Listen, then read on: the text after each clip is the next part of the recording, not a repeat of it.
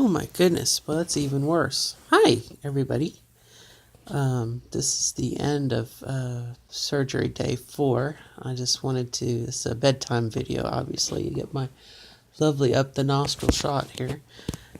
Tomorrow I probably will be back at the computer. I brought it with me, so this is probably the last of the handheld phone videos. Kind of ironic, seeing as how my first few videos were up the nose videos too, but real quick, just wanted to record a couple odd thoughts from today. It was very interesting to had a couple firsts in a row here. Once I got back from the hospital and I laid down because I was just tired. Again, the stamina is it's so demanding. I did give in to temptation and use the mirror. Okay, it's on a stick, right? And checked out my new best friend. And kind of jokingly said, you know, I said, I told you were going to be remade. And it was. So I think tomorrow maybe I might do a drawing or two. Just for educational or for documentation purposes as to what it looked like, and maybe we can compare every 5 or so days, or I don't know, we'll just see if you're interested what is one day to the next or whatnot. But a couple interesting things to note, some other firsts. First time sitting on a toilet. Now I still have a catheter in me, and I have a little thigh bag. Looks like a thigh holster for a gun, handgun, pistol. But it's a little bag and it's attached, and I have to, every so often drain it. But to sit on a toilet and feel the cold seat and the air and everything, it's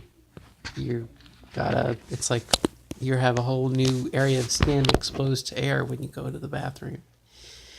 So that was kind of a first and a sensation and whatnot. When I did pee on the toilet, some urine actually did come out of the tube where it runs into the, into the vagina. I can say that now. My vagina runs into my vagina. So if I press really, if I, try and get some urine and whatnot out by force, I can actually, I think, override the little balloon seal and some liquid comes out. So I be caution you against that when you experience that. Another first was taking a shower, which again, I still had the little thigh bag attached to me for pee-pee, but there I am in the shower, and again,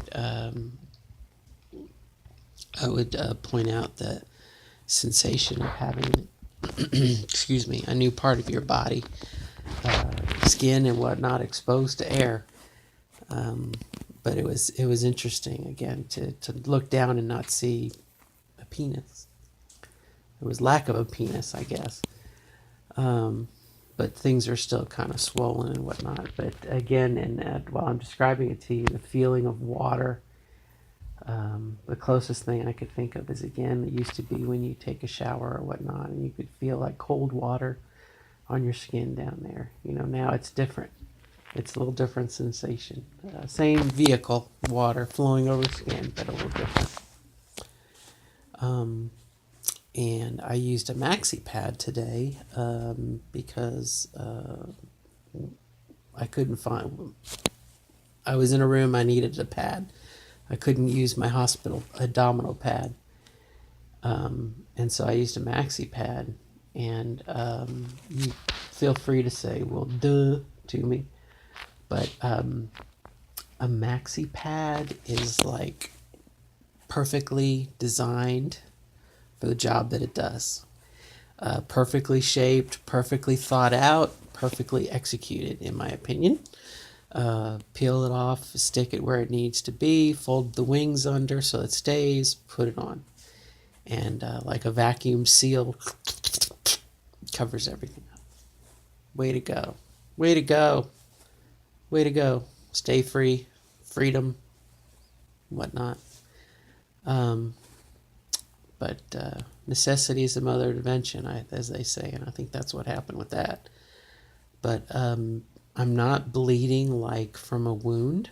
I think like after my shower, I pat dry, and I just think the padding that's inside of the vagina right now, I just think water gets in it, and it's bloody from the surgery.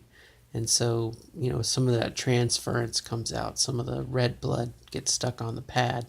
And I apologize, I didn't give a warning about graphic description or anything, but I'm assuming if you're watching my blog, you're curious and you want to know. And I wouldn't lie to you, I'm telling you the truth, as it happened to me. So that's really, really good. But I have been monitoring it, just in case, your imagination runs away with you and you're thinking, okay, I strained a little too much here. I just popped a seam or something. I mean, that's my fear. So the other thing, and I will say this, and probably every other post-op will go, oh, and every cis woman will go, oh, but a vagina is much more tender. And granted, I have to keep in mind, I'm real tender anyway right now. The skin has been stretched. I made a joke about a poodle, balloon animal being made. But skin has been stretched and pulled and tightened and sewn to make this new shape. And so obviously there's some swelling and just uncomfortableness in general. But I must say,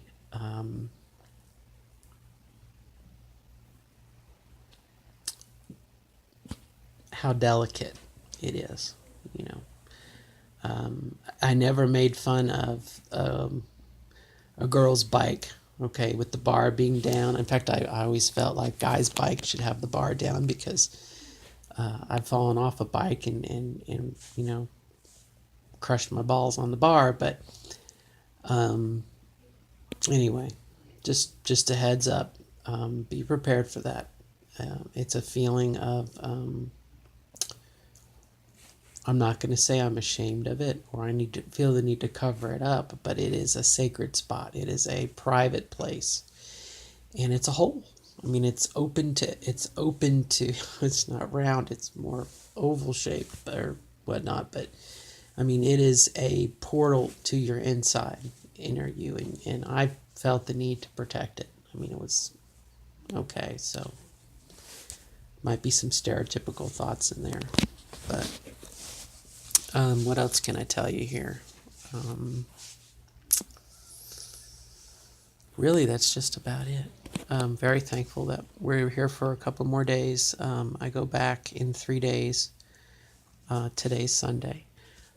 Tomorrow morning on Monday, I'll call, and Wednesday we will go back to see Dr. Gallagher, and they'll remove the packing, and they'll teach me how to dilate and give me my dilators, and we'll see what she says.